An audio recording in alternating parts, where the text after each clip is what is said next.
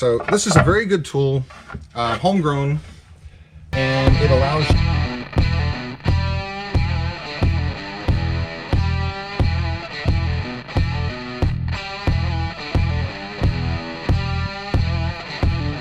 Hey, this is Henry with Woodworking by LPI. How you doing? Welcome back to my channel. I appreciate you visiting. Today we're going to look at 5 tools that I can't do without. Okay, and surprisingly, they're really not expensive tools or big tools. I know, coming from a guy, right? Every guy wants all the big tools, you know, the saws and the joiners and table saws and such. But, you know, in actuality, with regard to what I do a lot of, which is sign making, these tools here are really inexpensive and actually homemade, and they're so important within the sign process, the sign creation process. So we're going to kind of walk through these, and I'll point them out to you. All right. So the first one is a brush, a typical household, you know, home cleaning type brush, and you can see it's this one here is a HDX, which I think you can see. Hopefully, you can read that right there.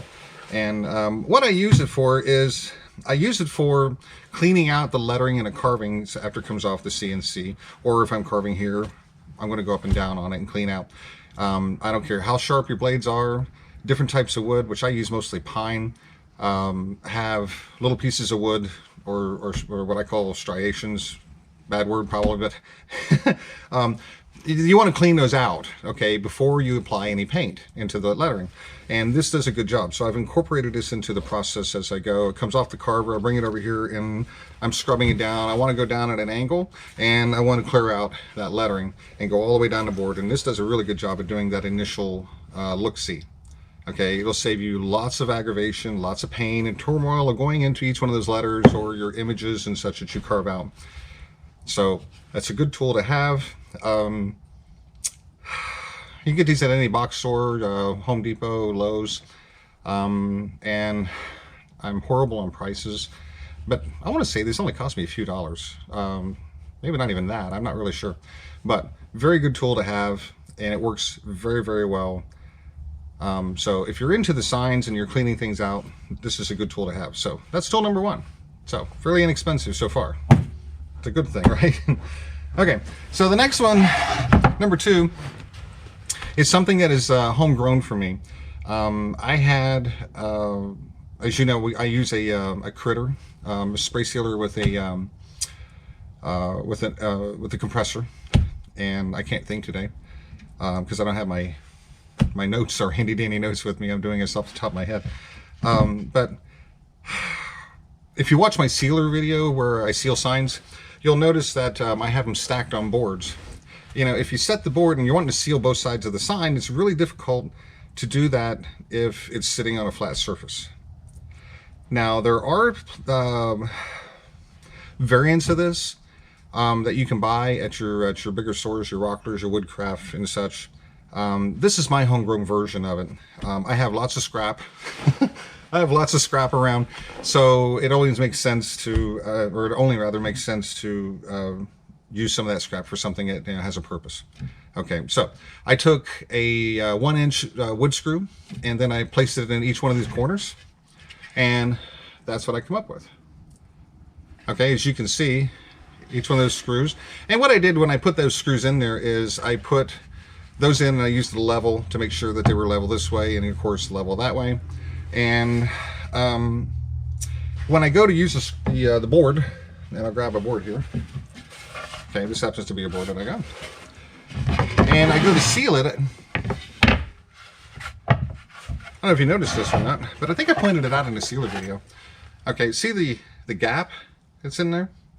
So this kind of allows me to speed up the process and be able to do not one side, but both sides of the board with minimal mark or minimal touching on the sealer on the back side. Okay, so it's only touching where the screws are touching here. Okay, so this is a very good tool, homegrown, and it allows you to seal both sides of your sign if you're in a hurry or if you're in a production run per se. One downside to this, and I think it would be with any of these models, is some of the sealers sometimes will get on the screw. So you want to keep an eye on it, okay? But beyond that, you know, this has worked out very well. I have a stack of them over there that I use when I do a run of, say, 7, 10, 15 signs. I put these over here on my sealer station, and then I use the critter. I set the board down on that, and then I use the critter to spray, flip it over, and put the coat on the backside. So, very good version. Of course, you can customize the size of this to whatever size boards that you're typically carving or sealing, for that matter. But like I said, it's a homegrown version. Okay. Now I do have a version that I do for my little plate signs, and of course you can see where I have modified that to allow me to put more than one, and then the little plate signs go across here. So you can change these up, you know, no matter whatever sign, or excuse me, size that you're doing. And this works extremely well. Okay, you can go buy these. They have different sizes and such, and they're like a plastic to a point. I just use the screws in a board. And like you can see, these are old signs that I used, and they were scrap. So save myself some money and use that. So that's tool number 2. All right, so tool number 3 actually cost something, but man, does it help. So remember I was talking about getting things out with the brush. Okay, and this does a very good job. Probably 70-80% of the times when I scrape this across the board when I'm in my final prep stage, this works very well. However, there are those moments where you have something that just does not want to come out of that lettering, and how do you get in there and dig it out, but yet, man, I can't talk, yet not affect the carving itself? Okay, well, I've not seen this on anywhere, and it was an idea that came to me. I'm an old country boy, and I just, you know, I do a lot of homegrown funny stuff. So, but this here worked out very well for me. Okay, so this is a set. You know how you have the ones for wood, you know, that you use like rasps and things of that nature. This is actually one for metal, and it's all the various different sizes. And I know what you're thinking. You're thinking, well, why would I use that on metal? Or why would I use, rather, metal on the metal tools on wood? Okay, well, the reason why is specifically, and you can see I use this one here probably the most. See how thin and small that is? That really gets into those letters really well, and this allows me to clean those out. Now, you know, you can do the different sizes and such. There's flat ones, there's round ones, of course. I don't think I've used these over here so much, but definitely these up here. And it allows me to dig into those letters and pull out the pieces of carvings and things that are still inside the lettering, that may be hanging on, if you will, that the brush doesn't get. This is awesome.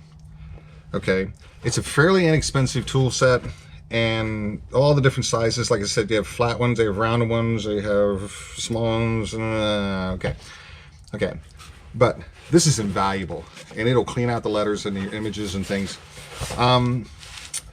If you're a hand carver, you know, you might be familiar with this or not. To be honest with you, this is just an idea I came up with, and it works so well. So if you're doing carving with a router by hand, or if you're using a CNC and you have leftover material inside the lettering, this works very well. Okay, so, and I'll put all this down in the links down below in the description so you can see. Very inexpensive. I don't think this didn't cost very much, hardly at all.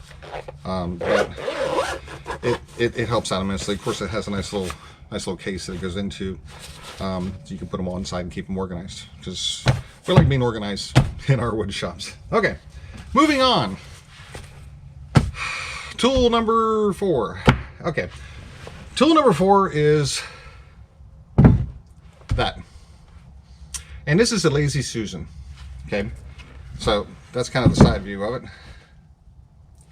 All right, and let me give you a view of that side. So it really, basically, all it is just a set of boards put together, and nothing fancy, you know, as far as pocket holes or anything like that. Although you could do that if you really wanted to. If you wanted to put pocket holes in here, I basically just put these scrap pieces together and drilled it through the top, and then I put a bolt in the middle and then I put the piece on top of it, put a jam nut on the top, as well as a jam nut down here, which are extra nuts, and it spins around. Now, what's the benefit of this?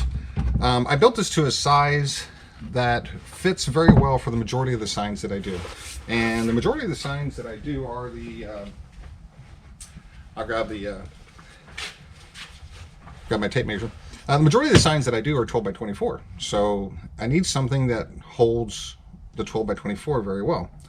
And as you can see, it's painted black all over the place because the majority of the paintings that I do are black lettered.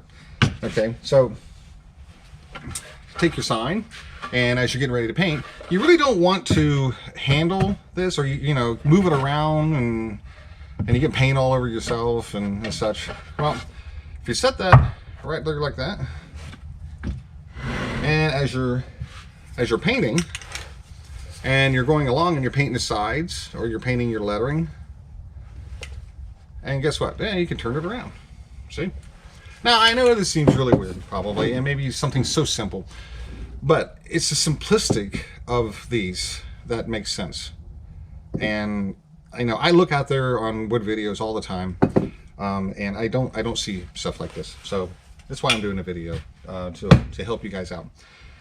Okay, so Lazy Susan, a few pieces of scrap board and a bolt and maybe 4 nuts, 2 on the bottom, 2 on the top, with a space on the top. So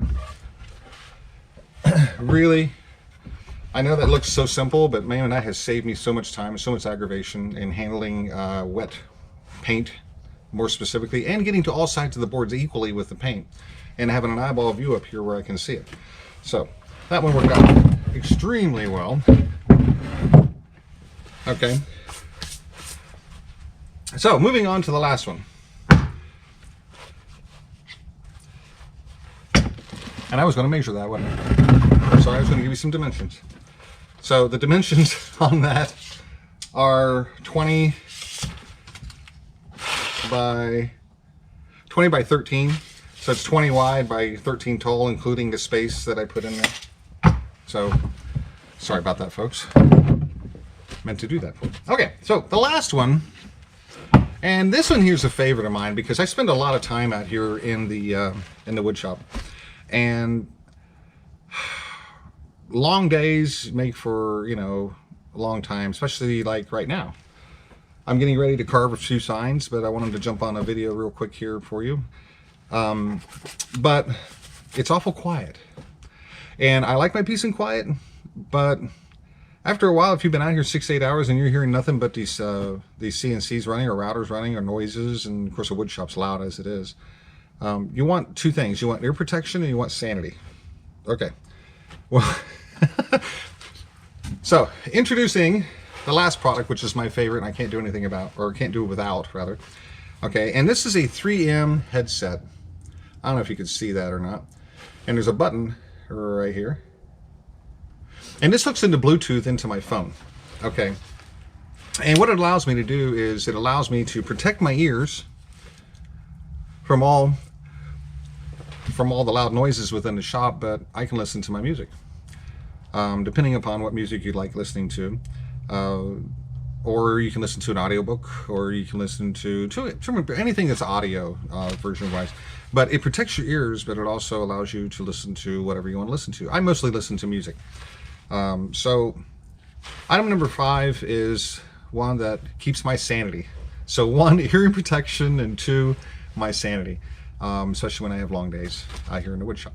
And I'll put a link down below for all of this stuff, and kind of give you an idea of what to discuss. This really wasn't that expensive. I think out of all of these, this one here was the most expensive one. But I think I've had this for a while now, and they're awesome. They're great. They work very, very well. And I don't know if I could do without any of these tools. You know, and they seem simple, but simplicity was the game. I wanted to show you some simple tools that will help you make a little more progress in your shop, and you know, keep the process going, and hopefully not spend a whole lot of money in doing the same. And speaking of which, like I said, I'll put links for this and for this down in the description. You know, you can probably get this also off of Amazon, probably fairly cheap if you buy a couple of them. So I'll do all that. So hopefully this is valuable to you. If you get a chance, check out our new YouTube channel called Woodworking Wonders, and I'll put a link for that down in the description as well. It's a description of all kind of cool tools that are out there on the market that you may not know anything about. I was doing research on those, and I started putting those videos out there. It was like, wow, I didn't know some of these tools even existed. Some of them are pretty cool. Some of them you'll see before, but they're upgraded versions. But Woodworking Wonders, our new YouTube channel. If you go to my YouTube channel homepage, you'll see it as a sponsored link under the channels menu item or down below on the front homepage. Appreciate if you take just a moment and take a peek at it and let me know what you think about that. Okay, so like I said, I hope it's brought you value, and I hope it gave you something to help you out on your woodworking efforts, whether or not you're doing wood signs or not. I'm trying to do as much generic woodworking as I can. In the meantime, thank you again for your time and visiting, and I look forward to seeing you in the next video.